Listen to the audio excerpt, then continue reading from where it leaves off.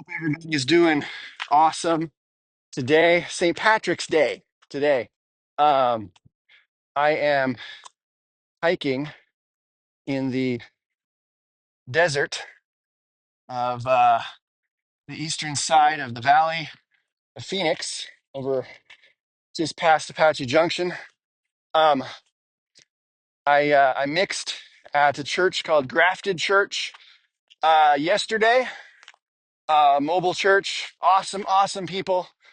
Um, they set up and tear down every week in a elementary school. Um, the worship leader there, I wish that I could take credit for his musical ability.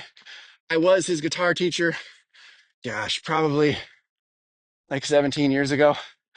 But as much as I want to take credit for it, he had tremendous skill with or without me showing him anything. But anyway, we hung out, we had a great time. And sorry if I'm out of breath a little bit. I've been hiking for at least 2 miles or so. I'm on my way back now. Anyway, while I was fresh in my mind, while I was hiking, thought I would share a few talking points from yesterday. Um, so the big one we talked about was mixing downward, because man, our brains, they really want to turn things up. We can't hear something, we want to turn it up, and it's really hard for us to stop that instinct and go, hang on, is there anything that's too loud, and turn that down first. And man, if you can train your brain to think that way, you'll have such a better mix. Because if you guys run sound, you know there's been situations, you've been in these situations, maybe you're always in these situations, um, where you just feel like things are getting out of control, and you're trying to get those vocals to be heard. And man, if you turn them up any louder, they're going to feed back, and you just feel like you're out of control. And a good way to help prevent that, I mean, there's lots of factors here. Maybe you got an insanely loud drummer that just overtakes the mix. That's something you'd have to address on the exterior. But man, if you can take your brain and you can um, stop and just think, hang on, is there anything too loud? And turn that down first. It will transform your mix, and it works for musicians too. Especially if you're running your own mix, like you have in-ears and stuff, and you're controlling your own mix. Man, thinking downward first is just huge. It's just huge. Um, because pretty soon everything is turned all the way up, and your master on your pack is turned down so it's not completely destroying your ears, and you still don't hear anything because you're just maxing everything out. And so turning it all down, restarting, starting bringing things in, and just being aware of what's too loud is huge. Man, it's huge. Um, Secondly, um, making a checklist. So these guys are mobile, and so I fixed a lot of things. They had a great setup. They really, I could tell they had really taken their time to really think through some stuff. Um, but um, but having a checklist, man, is that helpful. For example, they have Electro Voice ETX subs and tops, and those things kick butt. I mean, they're just awesome. And in fact, I was the one that recommended to them uh, probably a year ago or maybe 2 years ago. I don't remember how long. It seems like it's been a while. Um, but they weren't set up correctly.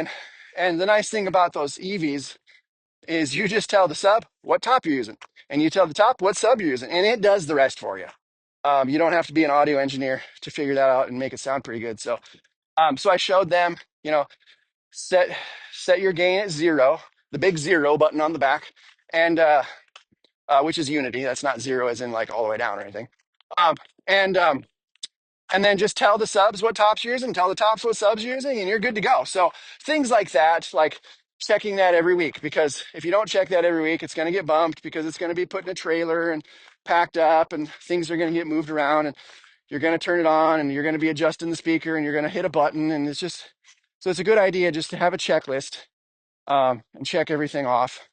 And plus you can delegate things. So, you guys know if you're a mobile church, you know that sometimes time gets away from you, and and that can be tough. So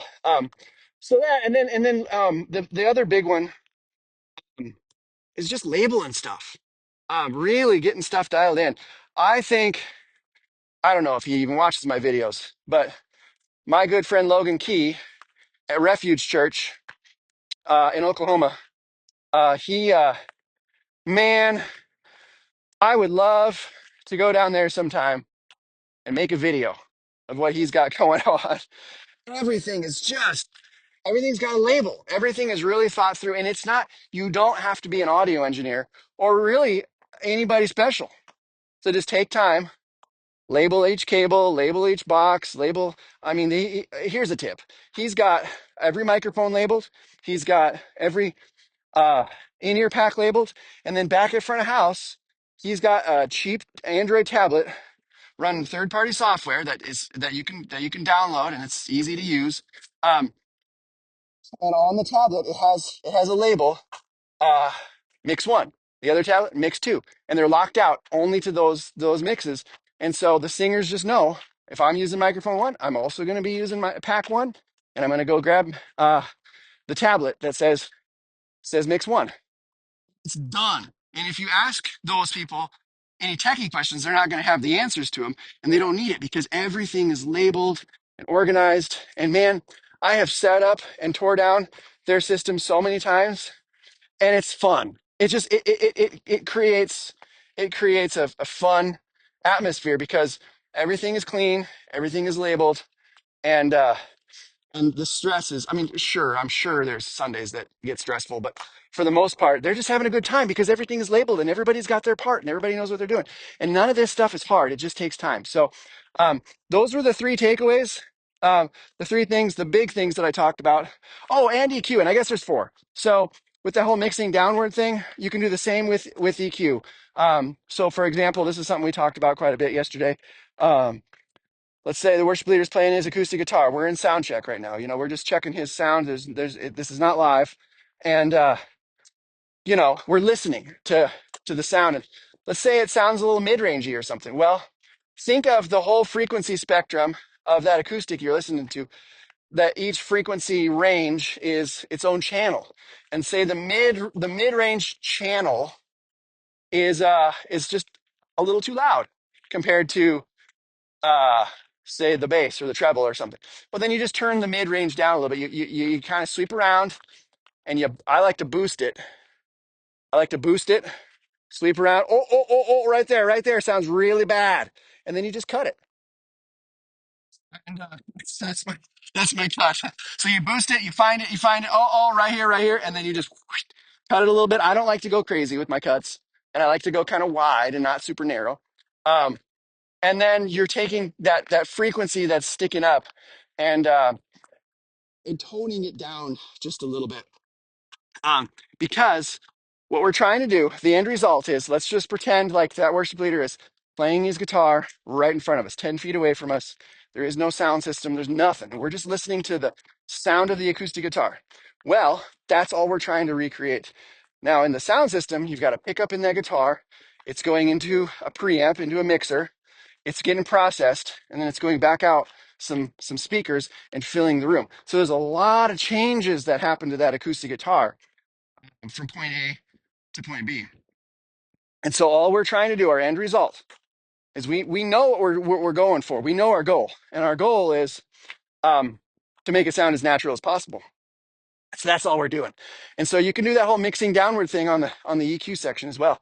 So anyway, I just figured while I was out here hiking, thinking about stuff, thinking about the weekend, um, thought I'd get on here and and just share a few things. If you guys want to check out my videos, I got lots of videos on my channel here, and yeah, I hope to see you commenting, liking, subscribing. That would be great. See you guys later.